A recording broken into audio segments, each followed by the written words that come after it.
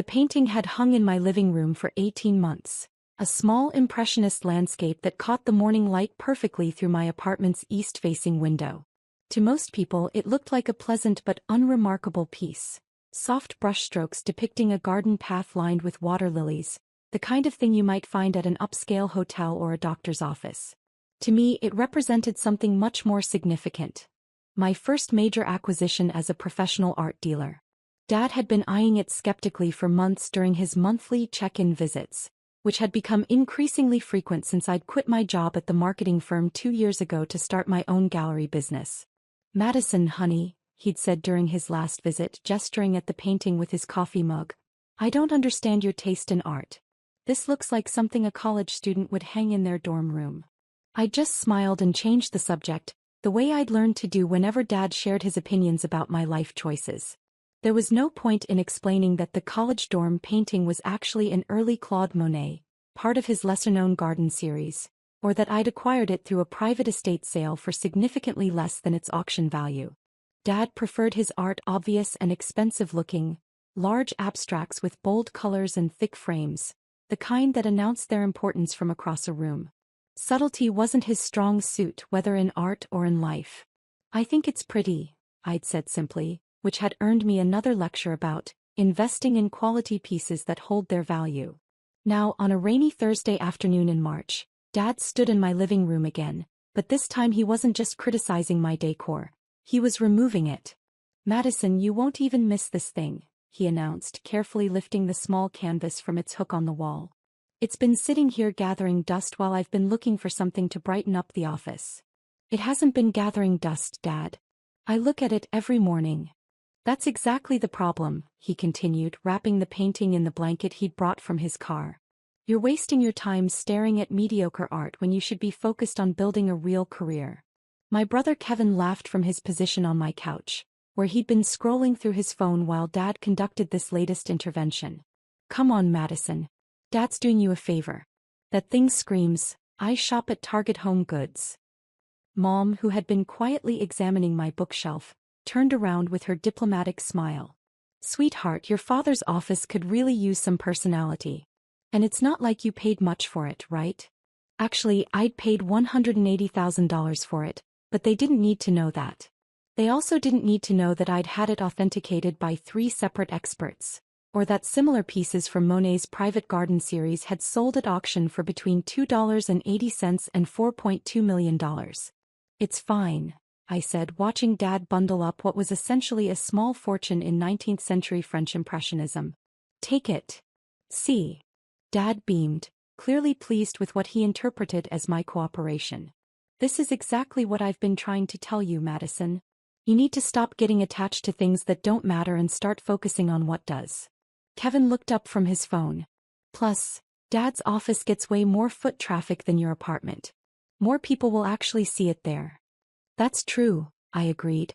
What I didn't mention was that Dad's office, Richardson Construction's headquarters downtown, also had significantly more security cameras, better insurance coverage, and a much higher likelihood of attracting attention from people who might actually recognize what they were looking at. "I still don't understand why you quit a perfectly good marketing job to play around with art," Mom said, settling back into her familiar role as the family's voice of practical concern. "The gallery business is so unstable. How are you even paying rent?" This was a question they'd been asking in various forms for 2 years, and I'd learned that any answer I gave would either be dismissed as unrealistic or criticized as insufficient. So I'd stopped giving detailed answers. "I'm managing fine." "Managing fine isn't thriving," Dad said, tucking the wrapped painting under his arm like a rolled-up poster. "When I was your age, I was already expanding the construction business. I had employees, overhead, real responsibility." "Richardson Construction is very impressive," I said, which was true.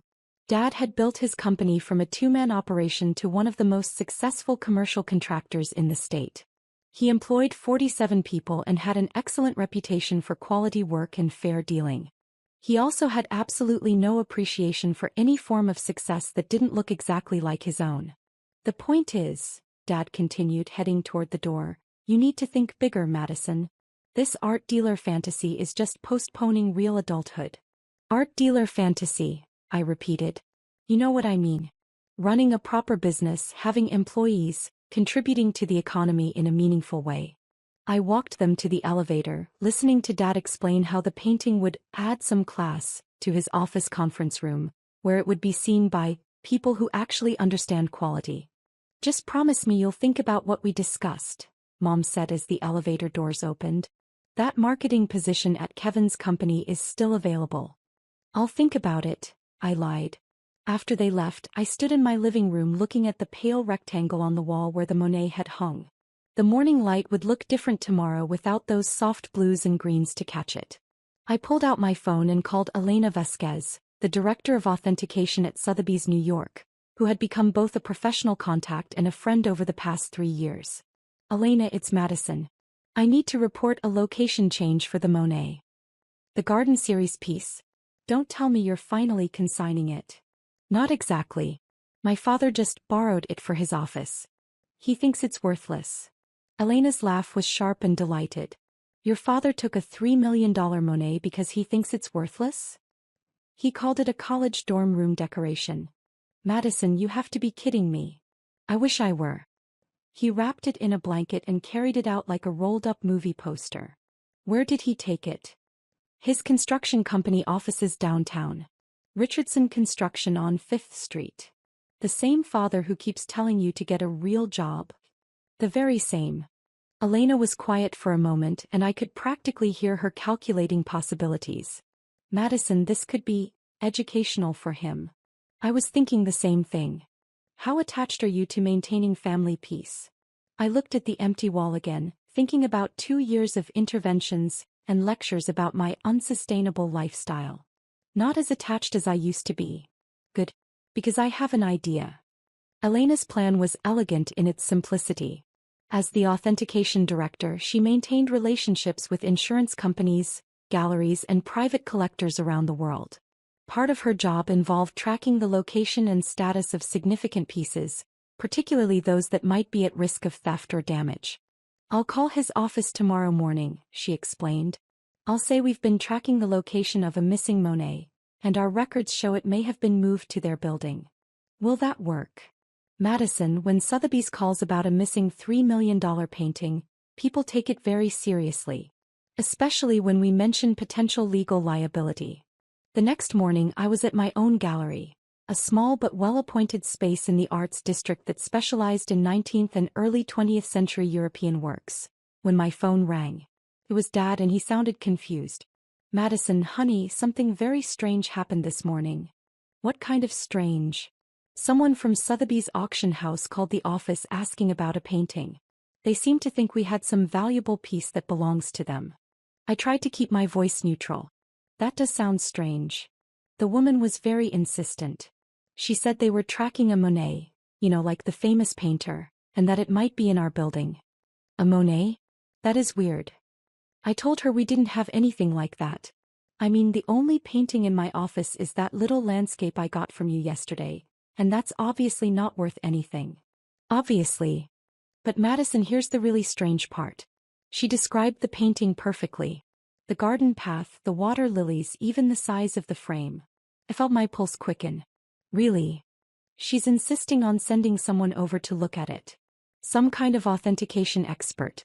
I tried to explain that it was just a cheap decoration, but she got very serious about potential legal liability and stolen property recovery. That sounds concerning. It is concerning. Madison, where exactly did you get that painting? This was the moment I'd been anticipating. I bought it at an estate sale in Connecticut. An estate sale? Madison, what if it was stolen? What if the people running the sale didn't have the right to sell it? Dad, I'm sure it's fine. How can you be sure? Do you have paperwork? Proof of ownership. Actually, I had extensive paperwork. Authentication certificates, provenance documentation, insurance appraisals, and a clear chain of title going back to Monet's original sale to a private collector in 1891. But Dad didn't need to know that yet. I have some receipts. Receipts? Madison, if this is really a stolen Monet, I could be charged with possession of stolen property. My business, my reputation, everything could be ruined. The panic in his voice was genuine and I felt a small stab of guilt. But then I remembered his lecture about worthless art and meaningful contributions to the economy. Dad, I'm sure it's just a misunderstanding. A misunderstanding? Madison, Sotheby's doesn't make mistakes about $3 million paintings. $3 million? That's what the woman said it was worth. $3 million, Madison. And I've got it hanging in my conference room like it's a calendar picture. I could hear voices in the background. His office staff, probably wondering why their normally composed boss was having a meltdown about wall art. Dad, maybe you should call me back after you talk to the authentication expert. Authentication expert? Madison, they're not just sending an expert, they're sending security. She said that when valuable artwork is potentially at risk, they take appropriate precautions to protect the asset. That makes sense. Makes sense. Madison, I've got security guards coming to my office because of a painting you bought at a yard sale. Estate sale. Whatever. The point is, I could be in serious trouble here. An hour later, my phone rang again. This time Dad's voice was completely different. Quiet, almost strangled. Madison, we need to talk. What happened? The people from Sotheby's just left. And you need to come to my office. Right now. Dad, I'm at the gallery. Madison. His voice had a quality I'd never heard before. Come to my office. Now. 20 minutes later, I walked into Richardson Construction to find Dad sitting in his conference room, staring at the small landscape painting that now sat on the table like evidence in a criminal trial. Elena Vasquez was sitting across from him, along with a man in a dark suit who I assumed was the security specialist she'd mentioned. Madison, Elena stood up with a professional smile. Thank you for coming. I'm Elena Vasquez from Sotheby's. We spoke on the phone yesterday. Of course. Has there been some kind of mix-up? Actually, no mix-up at all. We've confirmed that this is indeed Garden Path at Giverny, a 1890 Claude Monet from his private garden series. Quite a remarkable piece. Dad was staring at me with an expression I couldn't quite read. Madison, sit down. I sat. Ms. Vasquez has been explaining some things to me, Dad continued.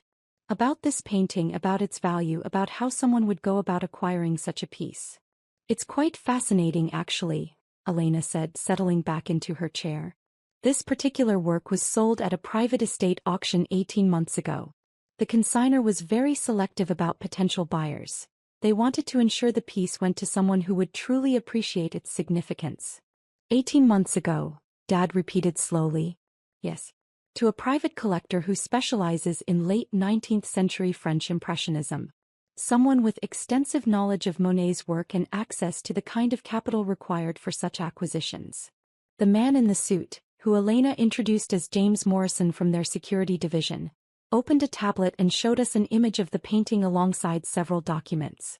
The sale price was $180,000, he said, significantly below market value due to the estate's desire for a quick, private transaction. Current auction estimate would be between $2.80 and $4.2 million. Dad looked at me. Madison, did you pay $180,000 for this painting? The question hung in the air like smoke. I could lie, continue the charade that had somehow spiraled into this elaborate production. Or I could tell the truth and deal with the consequences. Yes. You paid $180,000. Yes. Madison, where did you get $180,000? I looked at Elena, who gave me an almost imperceptible nod of encouragement. From my business, Dad. From the gallery. The gallery that's supposedly just scraping by? The gallery that's actually doing quite well. Dad was quiet for a long moment, processing. Then he looked at Elena. Miss Vasquez, I'm confused about something. If Madison owns this painting legitimately, why did you call about it being stolen? Elena's expression didn't change. Mr. Richardson, we never said the painting was stolen. We said we were tracking the location of a significant piece, which is standard practice for works of this value.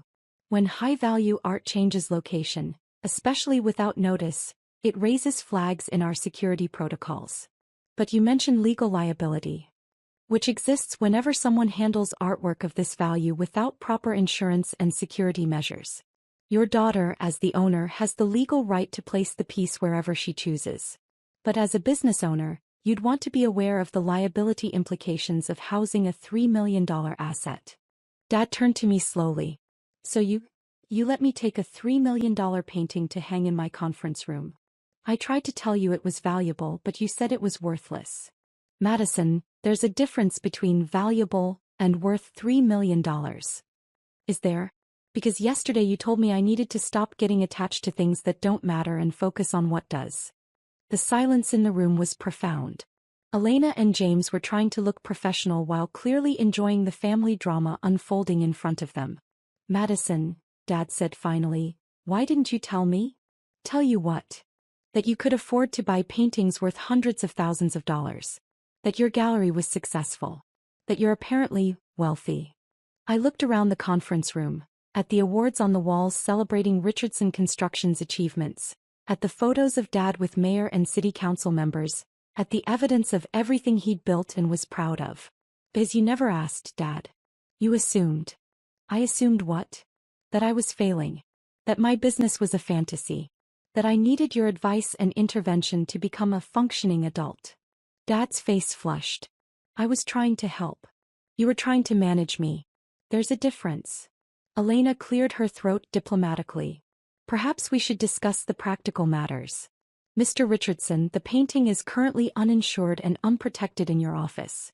If something were to happen to it, how much insurance would I need? Dad asked weakly. For a piece of this value? Probably $150,000 annually in premiums, plus enhanced security systems, climate control and restricted access protocols. Dad looked at the small landscape as if it had personally betrayed him. For something that looks like a college dorm room decoration? I supplied. He had the grace to wince. Madison, I owe you an apology. For which part? All of it. For dismissing your work, for taking your painting, for assuming you didn't know what you were doing. James Morrison spoke up. If I may, we do need to resolve the location issue today. The piece should either be returned to its properly insured location, or we need to arrange temporary coverage for its current placement. Take it back, Dad said immediately. Madison, please take it back to your apartment. I can't handle having something that valuable just sitting in my conference room. I looked at the painting, then at Dad's stricken expression. Actually, I have a better idea. Everyone looked at me expectantly. Elena, what would it cost to properly display this piece at my gallery for, say, 6 months? For a piece of this significance? With proper security, insurance and climate control? Probably around $25,000. And what kind of attention would a newly authenticated Monet generate? Elena's smile was sharp and professional. Considerable attention. Press coverage, collector interest, tourism. A piece like this could put a small gallery on the map. I turned to Dad. So here's what I'm thinking. Instead of hiding the painting in my apartment or risking it in your office, why don't I display it properly at the gallery? As the centerpiece of a show featuring recently authenticated Impressionist works. That sounds expensive, Dad said cautiously. It's an investment. The kind of publicity this would generate could establish my gallery as a serious player in the regional art market. And you can afford the insurance and security? I pulled out my phone and showed him my business banking app. Not the full details, but enough to make the point clear. Dad stared at the screen for a long moment. Madison, how much is your business worth? The gallery itself or my total art assets? Both. I looked at Elena, who nodded encouragingly. The gallery as a business entity is worth about $800,000. My total art holdings are valued at approximately $3.2 million. The number hit the room like a physical force. Dad actually pushed back in his chair. 3.2 million? Give or take, depending on market conditions. James Morrison looked impressed despite his professional demeanor. Ms. Richardson, that's quite an achievement for someone so young in the industry. Thank you. Dad was still processing. Madison, you're a millionaire. On paper, yes.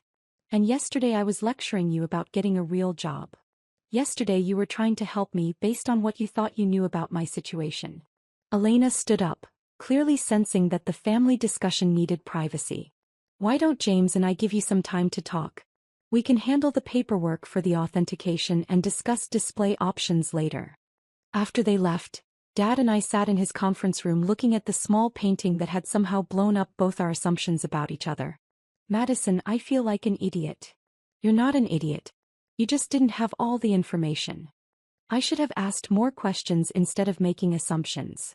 Probably. And I definitely shouldn't have taken your painting without asking what it was really worth.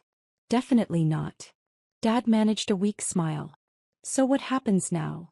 Now we figure out how to have a relationship based on who we actually are instead of who we think we should be. Can you forgive me for underestimating you so badly? I looked at him. At the successful business owner who'd been so worried about his struggling daughter that he'd convinced himself she needed constant guidance and intervention. The irony wasn't lost on me that his concern had been motivated by love, even if it had been expressed as criticism. Dad, there's nothing to forgive. But going forward, maybe we can start with the assumption that we're both competent adults who've figured out how to be successful in our own ways. Deal. He paused. And Madison? Yeah. I'm proud of you. I should have said that years ago. Thank you. That means a lot. Can I ask you something? Sure. When you display this painting at your gallery, can I bring some clients by to see it? I'd like to brag about my daughter, the successful art dealer. I laughed. The first genuine laugh I'd had during a family conversation in years. I'd like that. 2 weeks later, the Monet was the centerpiece of Hidden Treasures, recently authenticated works, at Madison Richardson Gallery. The opening reception drew over 200 people, including collectors from 3 states, 2 museum curators, and a journalist from Art News magazine. Dad brought 12 of his biggest clients and spent the entire evening telling anyone who would listen about his daughter's expertise in 19th-century French Impressionism. The painting sold 3 days later to a private collector for $3.4 million. But the best part wasn't the sale. It was watching Dad finally understand that sometimes the things that look worthless to one person are priceless to someone who knows how to see their real value.